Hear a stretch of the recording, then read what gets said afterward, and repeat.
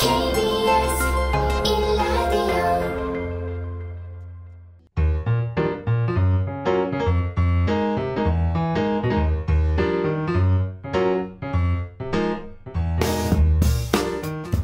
오후의 시작 함께 하실래요? 안녕하세요. 세상의 모든 정보 아나운서 전주리입니다.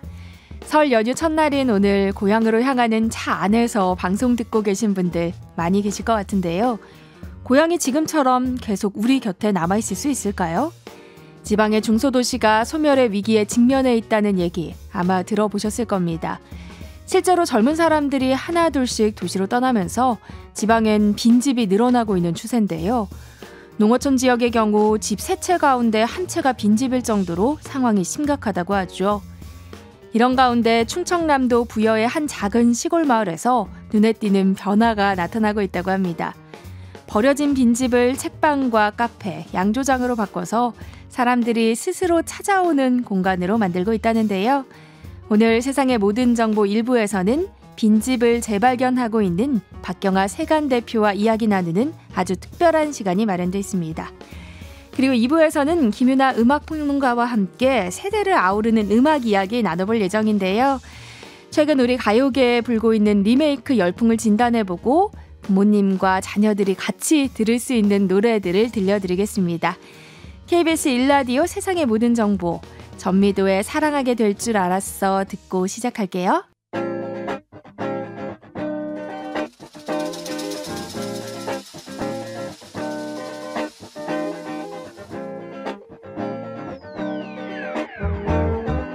과학, 역사, 음악, 공연, 뭐가 궁금하신가요?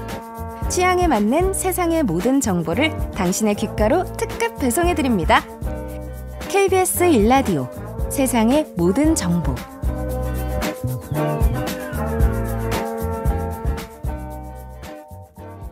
명절마다 고향을 찾지만 늘어난 빈집의 마을의 옛 모습을 찾기 힘들어진 곳들이 많은데요.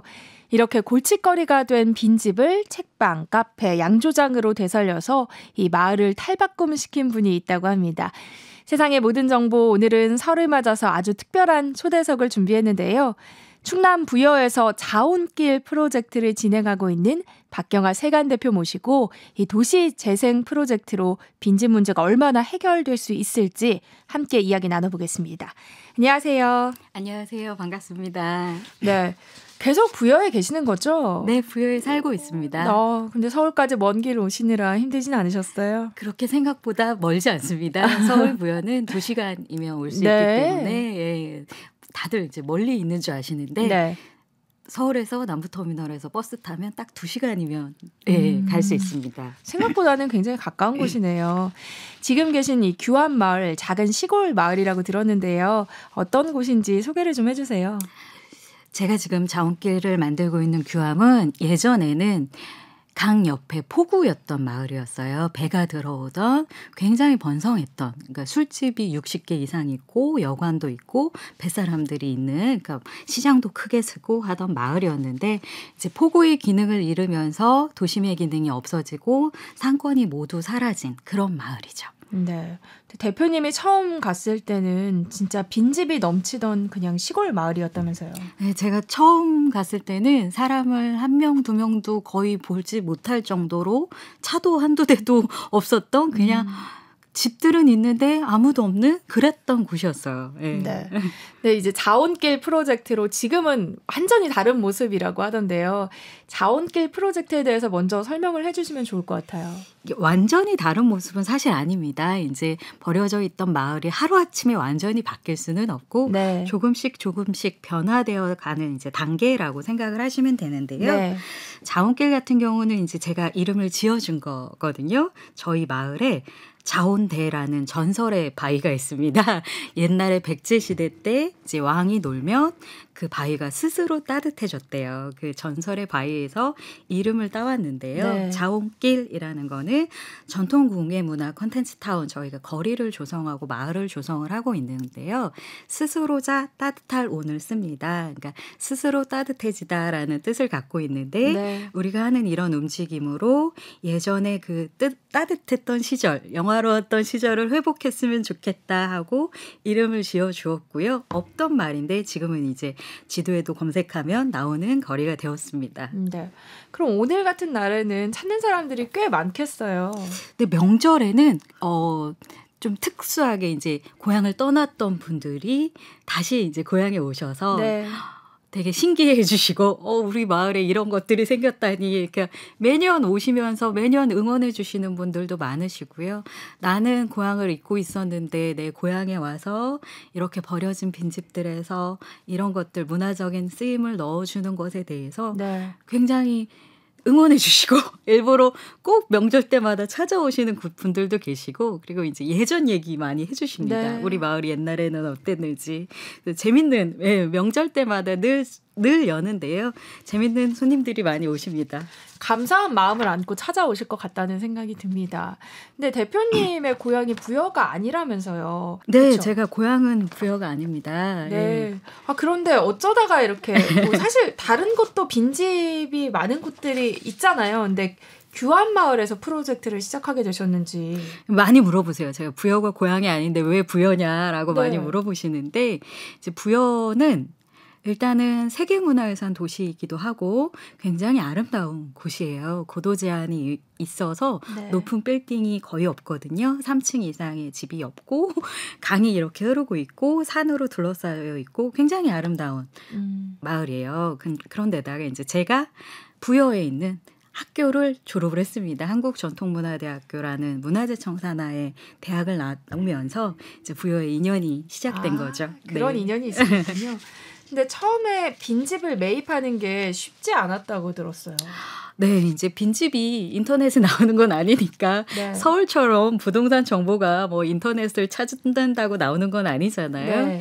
그래서 빈집을 처음에 매입을 하기 위해서 한 1년 정도는 서울 부여를 일주일에 2, 3회 정도 왕복을 해가면서 할아버지들이랑 다방에서 커피도 마시고 이제 할머니들이랑 밥도 먹고 이렇게 하가면서 막 빈집 네. 담장도 넘어가면서 네. 사실 그렇게 하면 안 됩니다.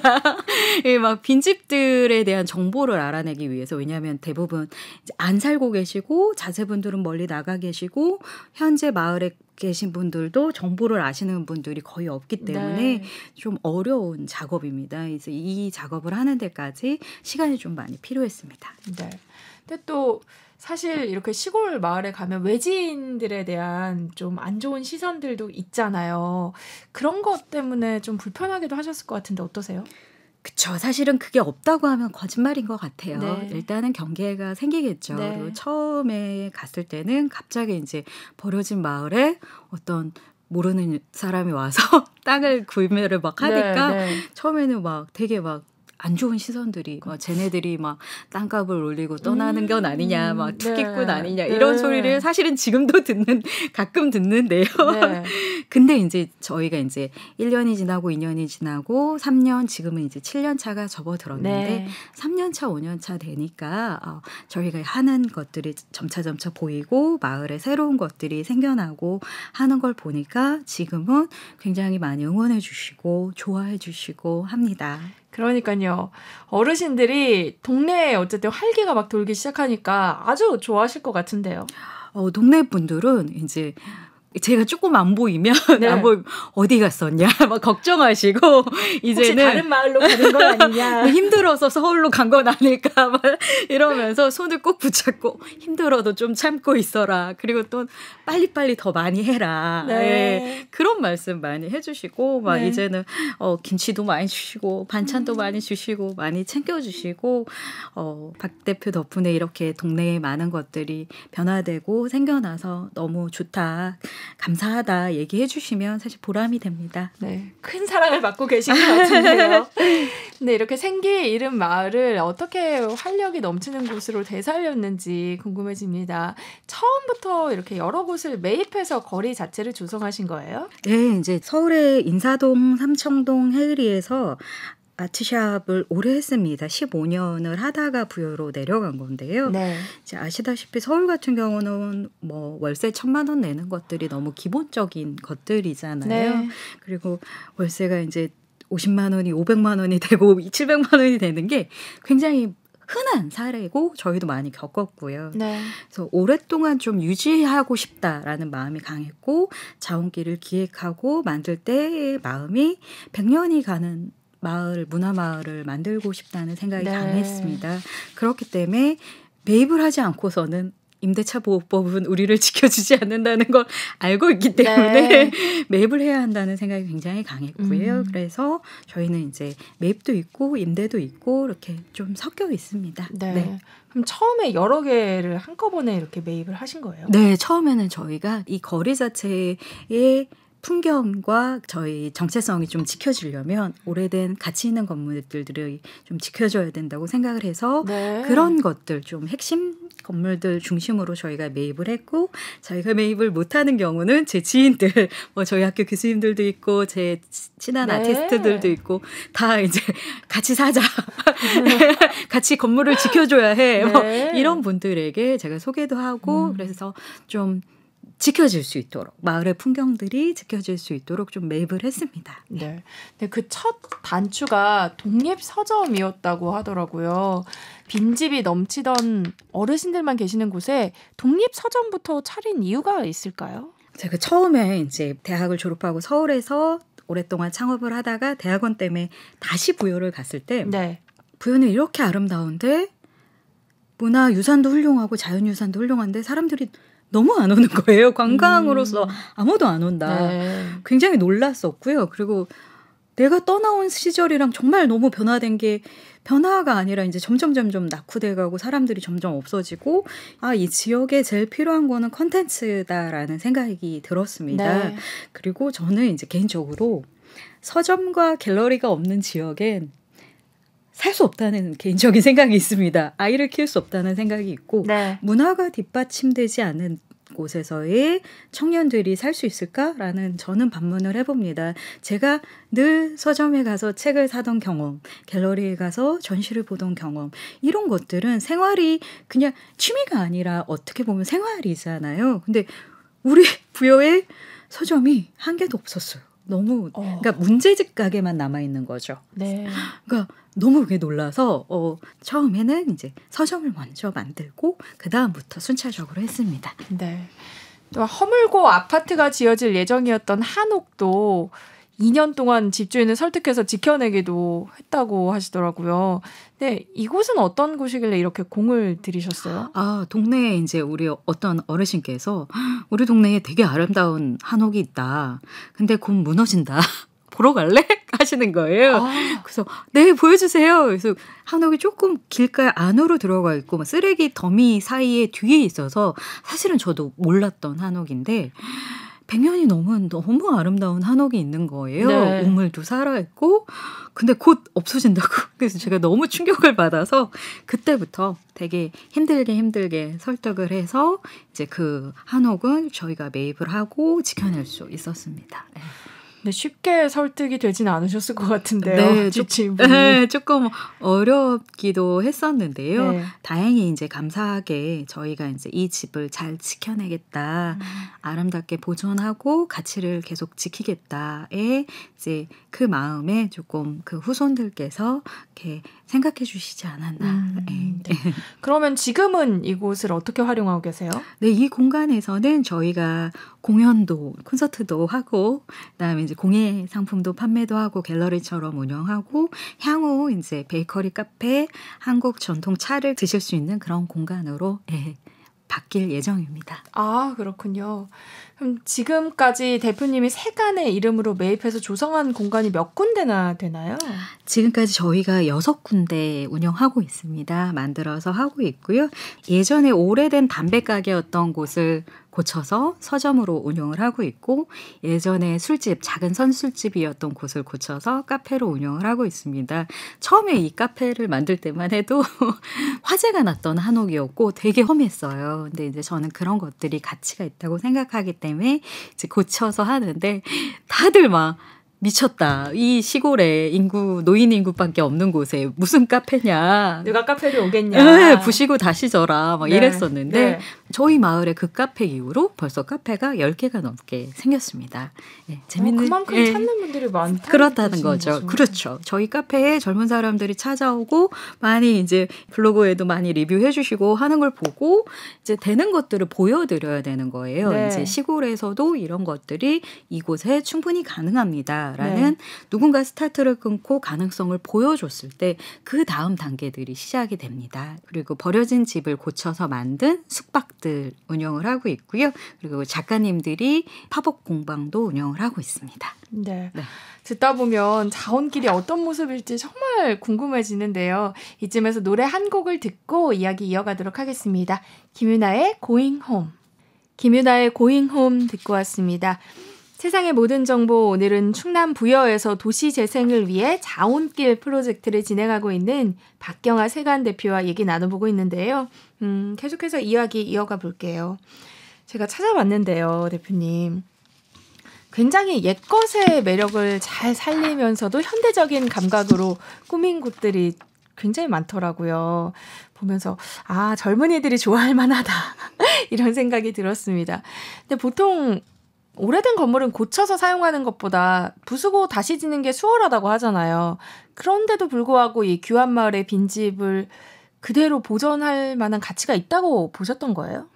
네, 저는 이제 저희가 주로 재생을 시키는 공간들은 50년 이상 된 한옥들을 위주로 하고 있습니다. 네. 근데 저는 이 50년 이상, 70년, 100년 된 이 한옥들이 굉장히 중요한 유물이라고 생각을 합니다. 그러니까 으리으리한 한옥만 중요한 게 아니라 그때 당시에 우리 전통 건축을 알 수 있는 정말 자연은 그대로의 한옥들, 민가 한옥들도 되게 중요한 건데 그러니까 그거에 대한 누구도 관심을 갖지 않고 지키려는 생각이 없고 그냥 가난한 시절에 추운 집이니까 자꾸 부수려고 하고 지방은 정말 100년 된 집들을 많이 부십니다.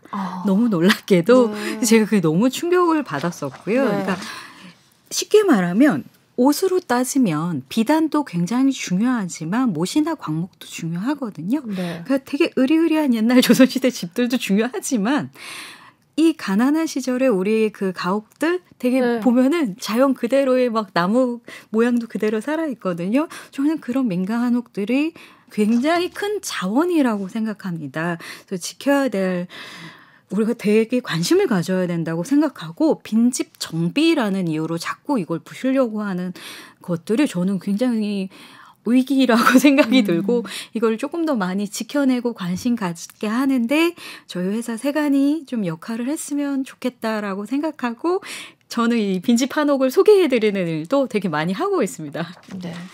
그럼 대표님이 보는 옛것의 매력은 뭘지 궁금해요. 사실 좀 관리하는 데는 어려울 것 같긴 하거든요. 전통 공예, 이제 전통 건축. 저희 회사는 전통 공예를 기반으로 제조하고 유통을 하던 회사였지만 지금은 이제 전통 공예, 기물과 건축을 포함해서 전통 건축의 영역까지 공간을 같이 전달하는 이제 리빙 라이프 회사인 건데요. 전통 건축들이 요즘은 옛날 거 그대로 하는 것들이 아니라 좀 현대에 맞게 샷이라든가 보일러라든가 이런 것들이 다 되기 때문에 다들 안 추운데요? 다들 추울 거라고 걱정하시고 이러시는데 그렇지 않습니다. 그리고 이제 어렸을 때부터 박물관에 가서 하루 종일 놀고 하는 것들을 굉장히 좋아했던 사람이었어요. 그러니까 전통이라는 거는 자연과 사람에 맞게 최적화된 디자인이라고 생각하고 그게 이제 점차 변화되어 간다고 생각을 하는데 그래서 젊은 사람들이 점차 전통에 대해 열광하는 건 너무 당연한 일이라고 생각을 합니다. 그리고 저는 진짜 100년 된 가구를 지금도 쓰고 있거든요. 그래서 볼수록 굉장히 아름다운 사람이 만들고 자연이 만든 것들이 더 많기 때문에 비단 그게 이제 오래돼서라기보다는 그 가치들, 저는 그것에서 오는 매력이라고 생각합니다. 네. 대표님이 처음 부여로 내려가서 프로젝트를 시작했을 때 목표에는 이미 도달하신 것 같아요. 요즘에는 어떤 바람을 갖고 프로젝트를 진행하고 계신가요? 목표에 도달하려면 너무 한참 남았습니다. 정말요? 이제 씨앗을 뿌렸다고 생각을 하고요. 이제 버려져 있는 마을에서 이렇게 하나하나 뭔가 만들어 나가는 일들은 아이를 키우는 일처럼 이제 정말 그냥 아무것도 없는 상태에서 이렇게 하나하나 하는 거기 때문에 굉장히 시간이 많이 필요하고 노력이 많이 필요한 일입니다. 그리고 이제 도시와 다른 게 도시는 저는 도시에서도 일을 해봤잖아요. 네. 지역에서도 일을 하지만 도시는 사람이 많기 때문에 어느 정도 좀 좋은 컨텐츠, 좋은 제품이면 사람들이 이렇게 알아서 오고 합니다. 그런데 네. 여기는 이제 인구가 부여는 6만 정도밖에 안 되고 노인 인구가 대부분이라서 열심히 컨텐츠를 만들고 홍보하고 이렇게 모객도 하고 이 A부터 Z까지 다 해야 되는 일이라서 도시보다는 시간이 훨씬 많이 소요됩니다. 그러니까 저희 마을은 이제 막 시작하는 거라고 생각을 해도 되고 마을에 오시면 아무것도 없네 하시는 분도 있고 와 시골에 이렇게 막 재밌는 것들이 하시는 분도 있습니다. 지금은 이제 막 시작하는 단계라 그런 것들인 건데 응원을 더 많이 해주시면 좋겠다는 생각이 있습니다. 지금도 굉장히 매력적이라고 느끼는데 이제 겨우 시작이라고 말씀을 하시니까 앞으로 네. 또 얼마나 더 발전할지 더 멋진 모습으로 변할지 궁금해지네요. 부여뿐만 아니라 젊은이들이 살고 싶어하는 곳이 되는 건 또 다른 얘기잖아요. 이걸 위해서는 또 어떤 노력을 하시고 계신지 궁금해요. 일단은 관광을 오게 하는 게 1차적인 목표고 부여라는 곳이 사람들의 머릿속에 좀 알게 하는 것들이 되게 중요하고요. 그리고 저희가 자원길 안에서 서점도 하고 펍도 하고 이렇게 펍에 젊은 친구들이 많이 오는데 돈을 내고 이렇게 소비를 하시면서도 저한테 고맙다고 늦은 시간까지 여는 곳이 있어서 그게 사실 없거든요. 근데 도시에선 너무 흔하잖아요. 흔한 일이죠. 없는 거예요.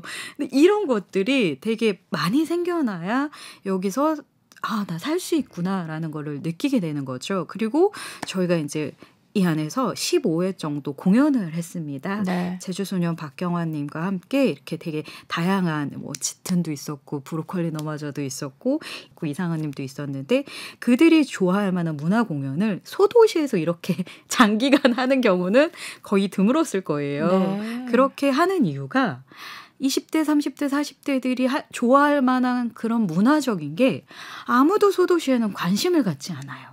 그러니까 되게 슬픈 일인 거죠. 그런데 어른들이 돌아가시고 도시가 지속을 가능하려면 젊은 사람들이 일단 유입이 되어야죠. 그렇죠. 그럼 그들이 원하는 문화들이 뒷받침되지 않으면 아름다운 자연만으로는 문화가 익숙한 세대, 문화가 그냥 늘 옆에 있었던 세대들에게는 그게 이제 장기채로는 어려울 수 있다는 거죠. 네. 그래서 저는 이 안에서 굉장히 다양한 문화적인 것들을 하려고 노력을 하고 있습니다. 네. 청년 정착을 위해서 사실 정부도 지자체도 여러 가지 사업을 하고 있지만 큰 효과는 없는 게 현실입니다. 이 문제를 어떻게 접근하는 게 필요하다고 보세요? 이거는 정말 조심스러운 일들인데 네. 그 많은 도시재생 기금들은 어디로 갔을까? 로컬 플레이어들끼리 모이면 이야기를 합니다. 그런 얘기 많이 하시는군요. 그러니까 진짜 일하는 플레이어들에게 기금이 잘 가는 것들이 일단 1차적으로 되게 중요할 텐데 저희 같은 경우는 공공과 상관없이 민간이 하는 프로젝트입니다. 그래서 정부 지원이나 지자체 지원들을 받지 못하고 일을 하고 있는데요. 로컬 플레이어들이 각 정착을 할 때 있어서 이런 마중물들로 쓸 수 있는 지원들이 있으면 확실히 왜냐하면 자리 잡는 데까지 오래 걸리기 때문에 그런 것들에 도움을 받을 수 있으면 저는 더 많은 청년 창업가들이 내려올 수 있을 거라고 생각합니다. 저한테 상담으로는 이제 청년 창업가들이 있으세요. 네. 와서 나 내려와서 좀 이렇게 하고 싶다. 네. 그러면 제가 지자체가 아니라서 뭘 해줄 수 있는 게 없거든요. 그럴 때 이런 지자체들의 도움이 이런 곳에 쓰이면 훨씬 좋겠다라는 생각이 들어서 현실적인 지원들이 있어야 된다고 생각해요. 이주하면 얼마 줄게요. 이런 그냥 한시적인 게 아니라 일회성적인 지원 말고 그게 아니라 지방의 소멸위기 지역에 집을 샀을 때는 세금을 면제해 준다거나 1가구 2주택에 포함이 되지 않는다거나 그런 좀 현실적인 지원들이 생겨나서 관계 인구들이 늘어나야 합니다. 그러니까 무조건 내가 이주를 해 이 인구를 기대를 하는 게 아니라 한 달에 한 번 오든 일주일에 한 번 오든 오도 이촌하는 그런 인구들이 지방에 좀 생겨야 그분들이 이제 더 나중에 정착도 할 수 있는 거거든요. 네.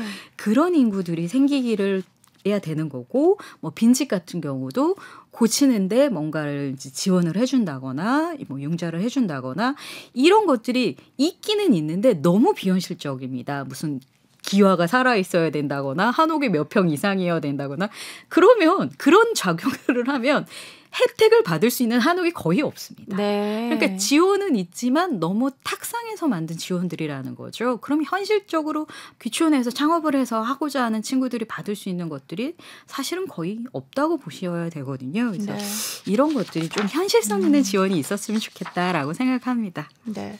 그리고 이 자원길 프로젝트를 듣고 시골 마을에서의 창업을 생각하는 청년이 있을 것 같아요. 그런 분들에게는 어떤 얘기 해주고 싶으세요? 저희 마을에 이제 감사하게도 저희 이후로 새로운 창업들이 많이 생겨났습니다.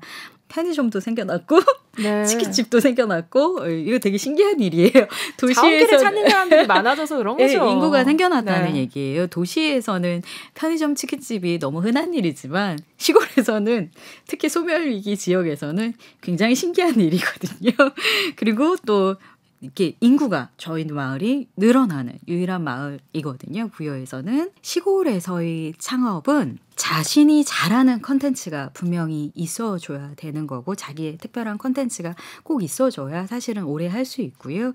그리고 정말 더 중요한 거는 인내인 것 같습니다. 그러니까 도시보다 세월이 자리 잡는 데까지 조금 오래 걸릴 수 있습니다. 그렇기 때문에 그 시간을 견뎌내지 않으면 사실은 조금 어렵습니다. 네. 네. 대신 도시의 소음들 이런 것이 아닌 조금 더 자연이 있는 곳에서 이렇게 살 수 있는 그런 또 장점이 있죠. 네. 네. 네, 그럼 마지막으로 이 충남 부여 자원길 많이 찾아주시라고 한번 자랑도 좀 해주시면 좋을 것 같고요. 또 앞으로의 계획, 어떤 계획 갖고 계신지 궁금해요. 부여는 일단 세계문화유산 도시면서 굉장히 볼거리들이 많이 있습니다. 도심 한복판에 1500년 전 석탑도 있고 박물관에도 아름다운 유물들이 있고 뭐 부수산성이나 궁남지나 되게 아름다운 관광지들이 있고요. 우리 자원길 같은 경우는 강변 산책도 하실 수 있고 이렇게 아직까지는 작은 시골 마을에 이렇게 화려하지는 않습니다. 이제 막 시작하는 거리여서 이렇게 동네 산책하시면서 가볍게 책도 보고 책도 사고 뭐 예쁜 카페에 들어가서 차도 드시고 한옥에서 숙박도 해보고 뭐 양조장 창고를 고친 곳에서 술도 마시고 이렇게 좀 쉴 수 있는 여행을 하기에 좋은 곳이라고 생각합니다. 그리고 이제 전통 공예문화 거리를 꿈꾸면서 자원길을 기획을 했기 때문에 앞으로 저는 자원길 안에 버려진 극장 자리 공간이 있는데 그 공간 안에서 고미술 관련 저희 전통 관련 것들을 이제 볼 수도 있고 구매도 할 수 있는 박물관 겸 갤러리를 기획하고 있습니다. 네. 그래서 그런 공간들과 또 더 많은 작가님들이 마을 안에 들어오시기를 바라고요. 그리고 저희가 이제 준비하고 있는 양조장이나 베이커리나 아직 한참 더 공간들을 만들어내야 되는 과정이 있습니다. 그래서 조금 더 많은 분들이 이렇게 자원길 애정해 주시고 응원해 주셨으면 좋겠고 저희가 하는 일들이 잘 완수돼서 진짜 많은 분들이 찾아올 수 있는 세계에서도 부여를 여행 올 수 있는 그런 곳으로 만드는데 자원길이 역할을 했으면 좋겠습니다. 네. 세상의 모든 정보, 오늘은 충남 부여에서 자원길 프로젝트 진행하고 있는 박경아 세관 대표와 얘기 나눠봤습니다. 오늘 말씀 감사합니다. 감사합니다. 세상의 모든 정보 1부 순서는 여기서 마무리하겠습니다. 1부 끝곡으로 박효신의 홈 들으시고요. 저는 1시 정각 2부에 다시 찾아올게요. 나른한 오후를 책임질 영양 만점 지식 비타민. 세상의 모든 정보.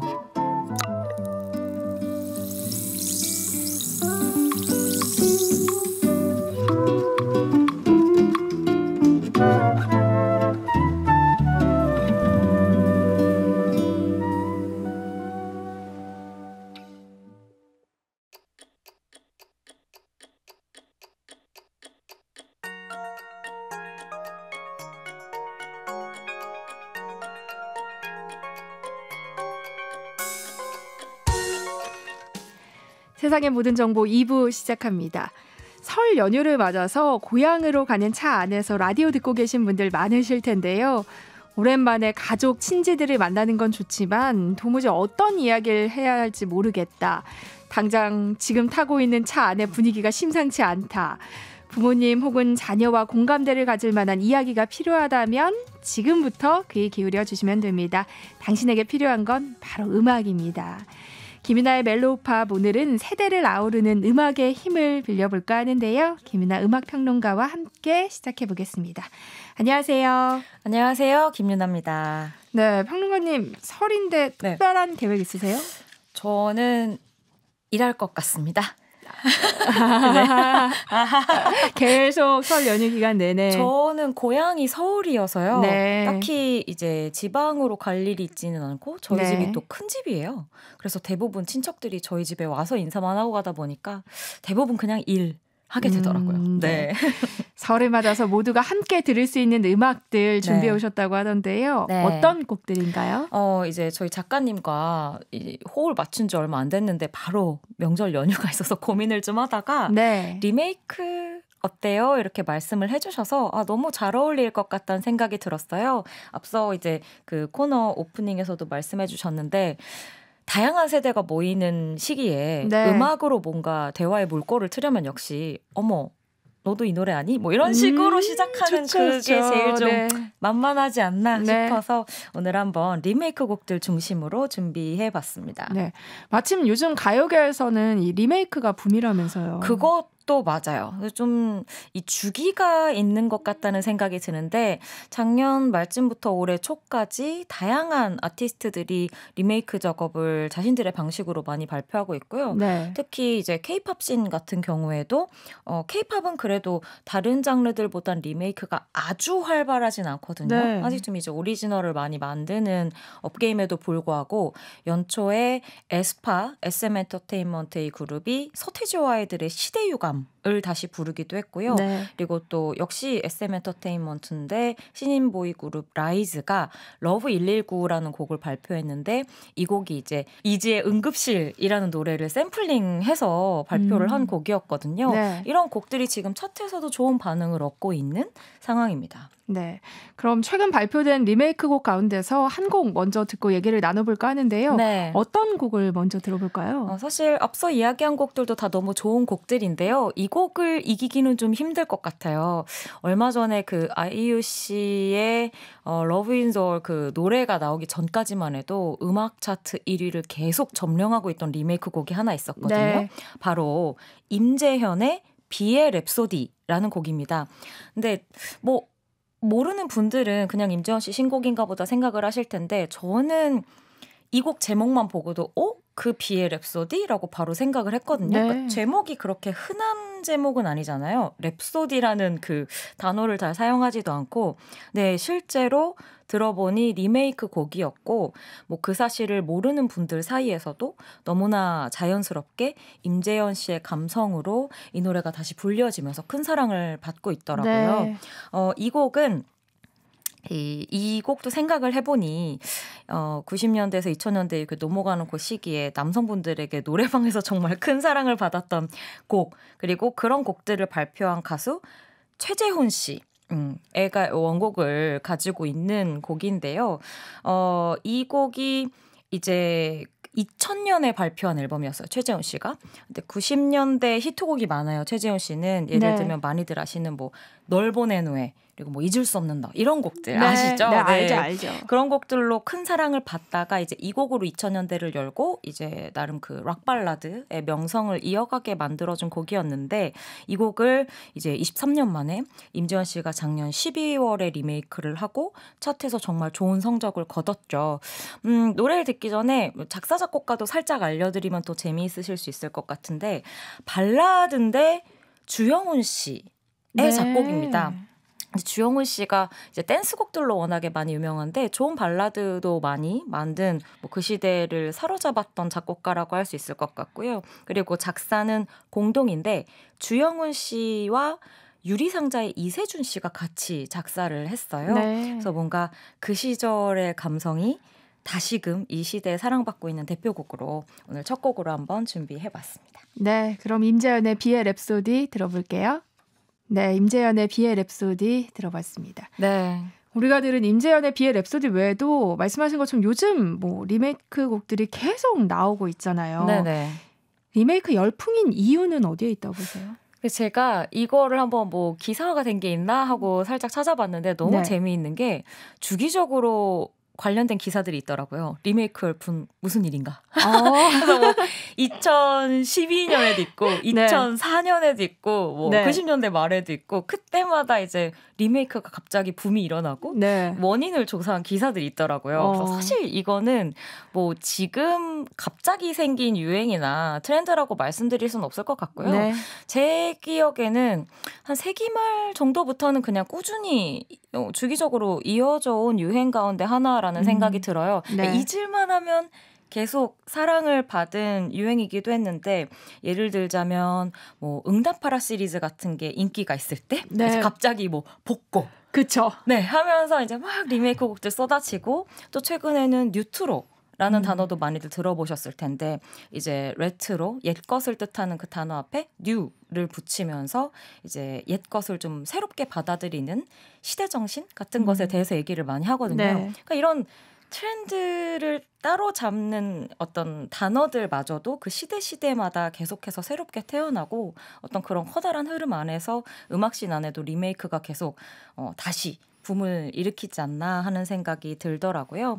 그리고 리메이크의 가장 큰 장점이라면 전 역시 그 익숙한 노래 라고 생각을 하거든요. 대부분은 유명한 곡을 리메이크하는 경우가 많기 때문에 인지도가 낮거나 혹은 가요계에서 내 팬들은 좀 팬층이 정해져 있다?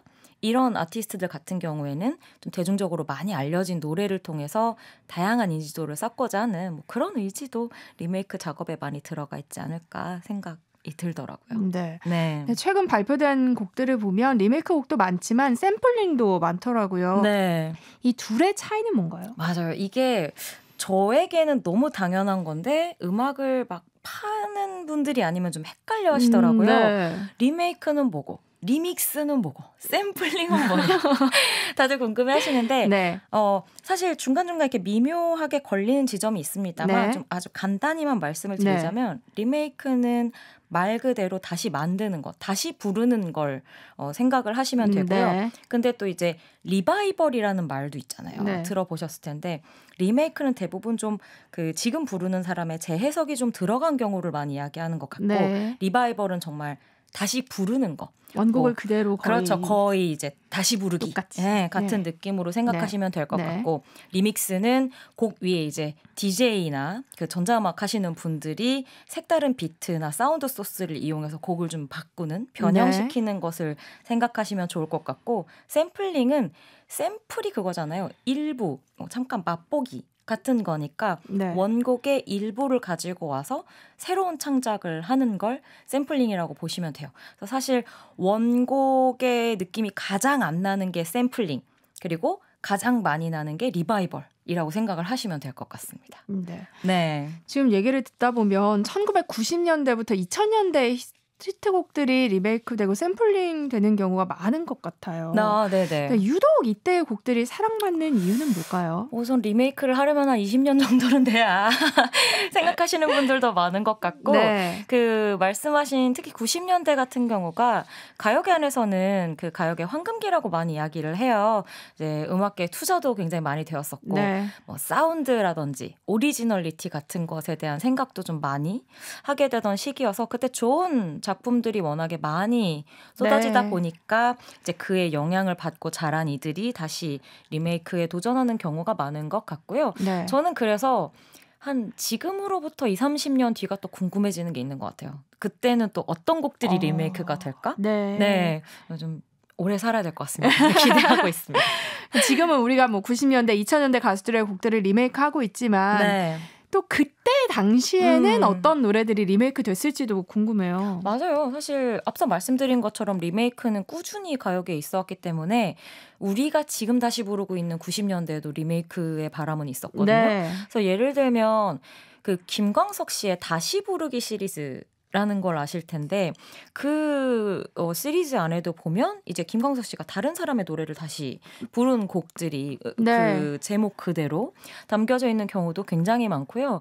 또 여러분들이 가끔 잊으시는데 조관우 씨의 리메이크 붐이 또 90년대 중반에 정말 대단했거든요. 그 정훈이 씨의 꽃밭에서 그리고 김추자의 님은 먼 곳에 이런 곡을 자신의 스타일로 네. 리메이크한 그 메모리라는 앨범이 있는데 이 곡이 아마 제가 알기로는 리메이크 스페셜 앨범으로는 가장 높은 음반 판매량을 기록할 정도로 거의 뭐 현상에 가까운 인기를 끌었던 작업이었습니다.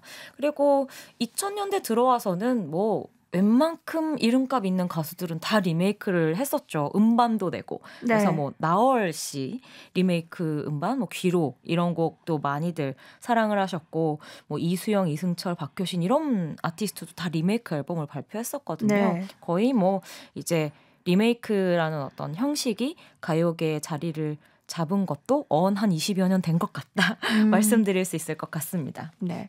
그러면 최근에 발표된 샘플링 곡 중에서 하나 듣고 네. 또 90년대, 2000년대 인기였던 리메이크 곡 중에서 하나 또 이렇게 이어서 들어볼까 하는데요. 네. 어떤 곡 준비해 오셨을까요? 말씀하신 그 기준에 의해서 네. 제가 좀 여러분들이 반가워하실 곡들을 가져가 봤는데요. 우선 최근 발표된 샘플링 곡은 앞서 언급드렸던 그 신인 보이그룹 라이즈의 러브 119라는 곡을 준비해봤어요. 네. 그 밴드 이제 응급실 이 바보야 진짜 아니야 그 노래 아실 텐데 네. 후렴구에 굉장히 유명한 벌스가 있거든요. 이 노래방 애창곡을 가지고 이제 노래 앞부분에 약간 먼데 그 라디오 같은 데서 들리는 듯한 곡으로 시작을 해서 샘플링한 그 파트를 가지고 완전히 새로운 곡을 만들었어요. 네. 흥미롭게 들어보시면 너무 좋을 것 같고요. 그리고 90년대에서 2000년대 인기 있었던 리메이크 곡 중에는 조성모 씨의 가시나무를 가져와 봤는데 네. 아니 저 작가님이 리메이크였어요? 라고 하시더라고요. 모르는 분들은 정말 모를 수도 있겠다. 이 곡도 벌써 발표된 지가 25년 정도 됐고 네. 하다 보니까 그럴 수 있겠다는 생각이 들었고요. 이 원곡은 시인과 촌장 이라는 한국의 뭐 음악 시인을 대표하는 아주 깊이 있는 음악을 했던 포크 듀오의 원곡입니다. 이 곡은 사실 그 포크 듀오에서 멤버 한 분만 남았을 때 이제 그 약간 솔로 앨범 형식으로 발표를 했었던 앨범의 곡이기도 했는데요. 이 곡 자체가 가지고 있는 굉장히 비애가 느껴지는 면을 조성모 씨가 당시 아주 특유의 발라드 창법으로 잘 표현해내서 뭐 어마어마한 인기를 누렸던 곡이었습니다. 네. 라이즈의 러브 119, 조성모의 가시나무 들어보실게요.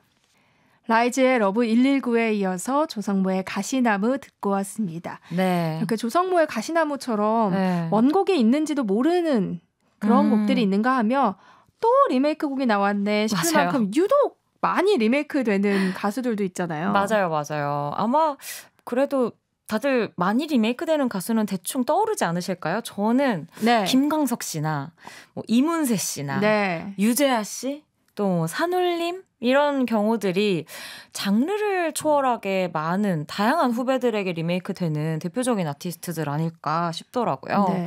그 이유가 뭐라고 보세요? 저도 이제 생각을 해봤죠. 네. 왜 이 아티스트들 유독 많은 사랑을 받을까? 네.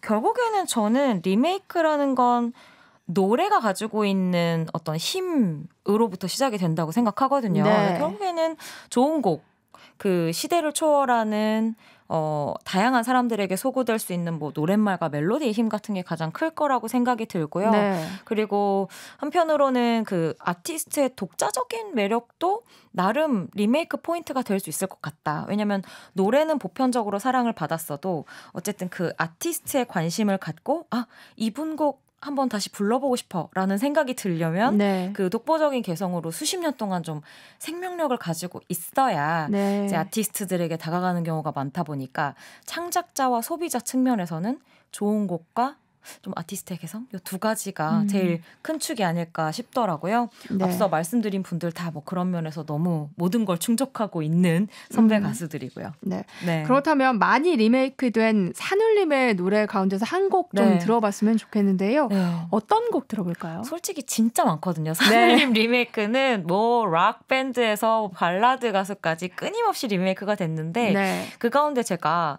청춘이라는 곡을 가지고 와봤어요. 이게 이제 김필 씨가 리메이크를 해서 또 새삼 큰 사랑을 받기도 했던 곡이었는데 우선은 청춘이라고 하는 그 메시지가 가지고 있는 영원불멸한 느낌?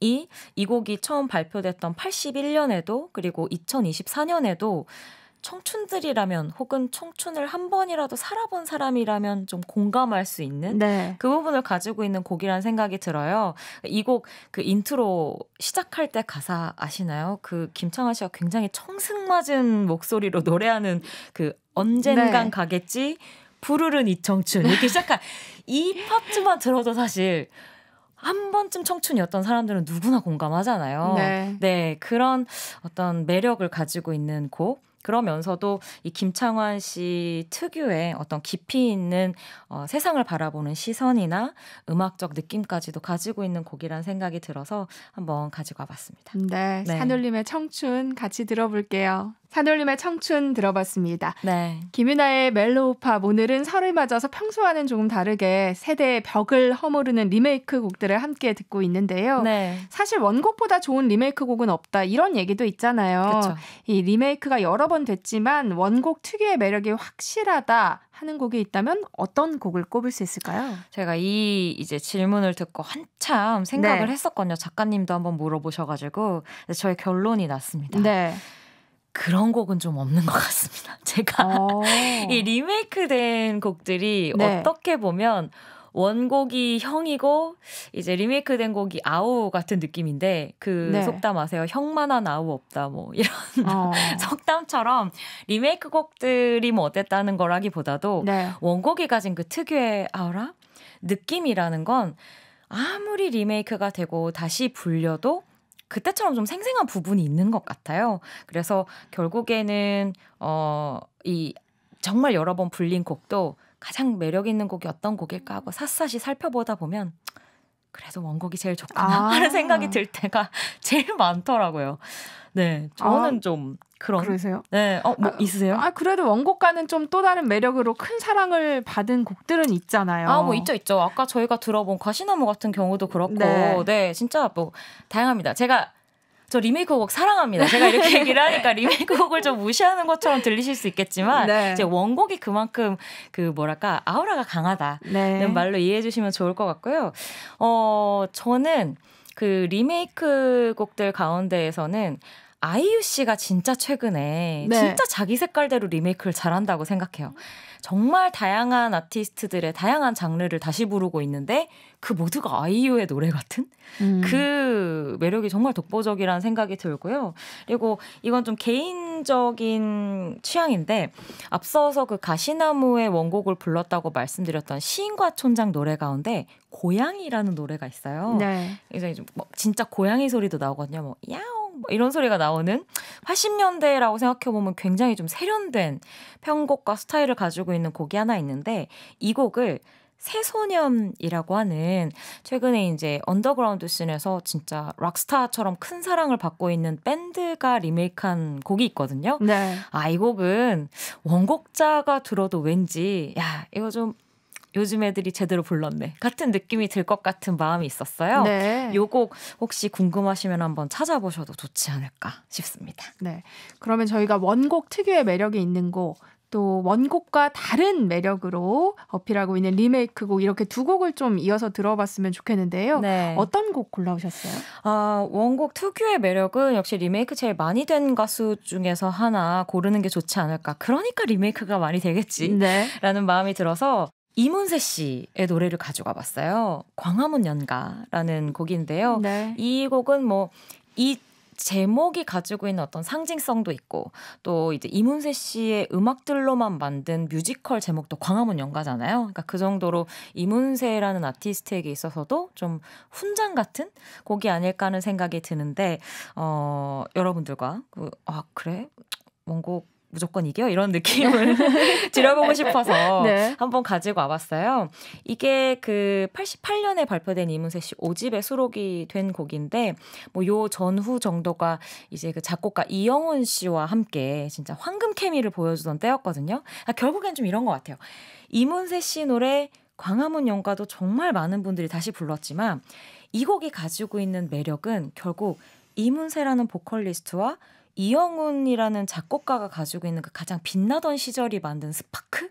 그러니까 이 곡에 담겨 있다 보니 그걸 다시 만들 순 없잖아요. 네, 뭔가 그런 부분에서 원앤온리 같은 느낌이 확실히 드는 것 같고요. 네. 그럼에도 불구하고 원곡과 다른 매력을 또 가지고 있는 곡을 하나 덧붙이자면 네. 인순이 씨 노래를 가지고 와봤는데 거위의 꿈이거든요. 이 곡도 요즘은 그래도 많이 알려진 것 같은데 리메이크 곡인지 모르는 분들이 너무 많고 네. 인순이 씨도 너무 많이 부르시니까 이 곡이 인순이 씨 노래인 줄 아는 분들이 네, 진짜 맞아요. 많더라고요. 근데 카니발이라는 팀의 원곡이고 이 팀이 이제 90년대 이제 막 데뷔해서 활동하던 진짜 젊던 시절에 이적 씨와 김동률 씨가 같이 힘을 합쳤던 듀오였거든요. 그때가 이제 20대 때니까 20대가 부르는 거위의 꿈과 인순이 씨가 이제 정말 그 인생의 연륜을 담아서 부르는 거위의 꿈이 완전히 달라서 원곡도 매력이 있지만 이 인순이의 거위의 꿈이 지금 와서 더 사랑받는 이유가 또 있구나라는 생각이 드는 곡으로 한번 가지고 와봤습니다. 네. 그러면 이문세의 광화문 연가, 인순이의 거위의 꿈 들어볼게요. 이문세의 광화문 연가에 이어서 인순이의 거위의 꿈까지 듣고 오셨습니다. 네. 노래를 듣다 보니까 이런 매력 때문에 가수들이 리메이크 곡을 내지 않나 싶습니다. 꽤 많은 가수들이 리메이크 곡만 모아서 또 앨범을 내기도 하죠. 네, 앞서 말씀드린 것처럼 우리가 알고 있는 뭐 웬만한 좋은 보컬리스트들은 다 리메이크 앨범 하나씩 가지고 있고요. 네. 그런데 이제 2010년대 정도 들어서는 이 리메이크 앨범의 왕좌에 오른 아티스트가 하나 있거든요. 아이유. 네, 앞서도 잠깐 얘기해 주셨는데. 네, 그리고 네. 심지어 아이유 씨 같은 경우에는 이제 리메이크 작업을 시리즈로 하고 있어요. 꽃갈피라는 이름을 가지고 이제 2장의 리메이크 앨범을 지금까지 발표해서 아마 뭐 또 기회가 되면 또 만나볼 수 있지도 않을까라는 생각이 듭니다. 네. 그래서 이 꽃갈피 1이 2014년이었고 그때 인기가 있었던 곡이 역시 산울림의 곡을 리메이크한 너의 의미. 김창완 씨가 피처링해서 그런데 넌 뭐 누구니? 뭐 이런 나레이션을 네. 넣어서 또 굉장히 재미있는 화제가 되었던 곡이기도 했는데 그 앨범 이후에 또 2017년에 가을 아침 그 양희은 씨의 네. 곡을 리메이크한 앨범으로 또 큰 사랑을 받았어요. 이 작업 같은 경우에는 그 어떤 리메이크라고 하는 형식이 가지고 있는 매력을 본따서 LP로도 전부 발매가 됐는데 인기가 정말 어마어마했고요. 네. 지금 어마어마한 가격으로 이제 리미티드 에디션이라고 보통 얘기하는 한정판이 거래되고 있거든요. 네. 그러니까 진짜 아직까지도 뭐 2010년대에 거의 리메이크 클래식처럼 사랑을 받고 있는 시리즈였습니다. 네. 네. 아이유의 리메이크 앨범 정말 많은 사랑을 받았는데 그중에서 또 네. 저희가 안 들어볼 수 없잖아요. 네, 가을 아침 한번 준비해봤어요. 이 곡은 정말 그 시작할 때 이슬이 톡 떨어지는 것 같은 그 청아한 목소리가 너무 포인트인 네. 곡인데 저도 처음에 듣고 양희은 씨의 곡도 너무 아름답지만 아이유라는 사람은 정말 자기 스타일대로 리메이크를 하는구나라는 생각을 진짜 많이 했던 네. 것 같아요. 덕분에 또 차트에서도 너무 큰 사랑을 받았던 리메이크 대표곡으로 오늘 한번 준비해봤습니다. 네, 아이유의 가을 아침. 아이유의 가을 아침 듣고 왔습니다. 네. 그런데 아이유 외에도 리메이크 앨범을 낸 가수들 정말 많잖아요. 너무 많고요. 네. 근데 그중에서 이거는 혹시 참고사항일까 싶어서 한번 말씀드려보는데 네. 제가 또 좋아하는 리메이크 앨범이 하나 있어요. 재미있는 리메이크 앨범인데 네. 셀프 리메이크 앨범들도 있거든요. 내 곡을 내가 리메이크하는 경우들도 네. 종종 있습니다. 근데 그게 다양한 국적을 가진 사람들에게 내 노래를 다시 부르라고 만든 리메이크 앨범이 있어요. 좀 네. 재미있는 형식인데 윤상 씨가 90년대에 발표했던 레나시미엔토라고 하는 앨범이 있어요. 네. 말씀드린 대로 자신의 히트곡, 인기곡들을 이제 제3세계라고 흔히들 이야기하는 포르투갈, 스페인, 프랑스, 영미권 이외의 국가들 네. 아티스트에게 다시 부르게 만든 좀 재미있는 앨범이 있기도 해서 요것도 한번 찾아 들어보시면 어떨까 싶습니다. 네. 또 그중에서 대중에게 많이 알려지지는 않았지만 설 연휴를 맞아서 함께 들어보면 좋을 곡 마지막으로 하나 추천해 주시면 좋겠어요. 그래서 윤상 씨 노래를 할까 하다가 제가 정말 좋아하는 리메이크 곡이 있고 이 연휴 때 혹시 운전대 잡고 계신 분들이 있으면 이 곡 드라이브 하면서 들으면 너무 좋으실 것 같아서 제가 야심차게 한번 준비해봤는데요. 데이브레이크의 넌 언제나라는 곡입니다. 90년대에 좀 큰 히트를 거뒀던 모노의 원곡을 리메이크한 곡이고요. 원곡은 이제 보컬 김보희 씨가 굉장히 좀 맑고 상냥하게 불렀는데 데이브레이크는 그 이원석 씨가 씩씩하잖아요. 씩씩한 느낌으로 다시 부른 우리 멜로팝에도 잘 어울리는 곡이라서 저희 오늘 마지막 곡으로 함께 해보면 어떨까 싶습니다. 네, 윤상 씨의 리메이크 앨범은 다음에 또 언제 기회 되면 소개해 주시면 좋을 것 같아요. 제가 맛만 너무 보여드렸네요. 네, 준비하겠습니다. 네, 김윤아의 멜로우팝 오늘은 설 기획으로 세대를 아우르는 음악 리메이크 세계로 떠나봤는데요. 지금까지 김윤아 음악평론가와 함께했습니다. 고맙습니다. 감사합니다. 네, 끝으로 그럼 김윤아 음악평론가가 추천해준 곡이죠. 데이브레이크의 넌 언제나 들려드리면서 세상의 모든 정보 여기서 마무리하겠습니다. 행복한 설 명절 보내시길 바랍니다. 저는 다음 주 월요일에 다시 찾아뵐게요. 지금까지 아나운서 전주리였습니다. 고맙습니다.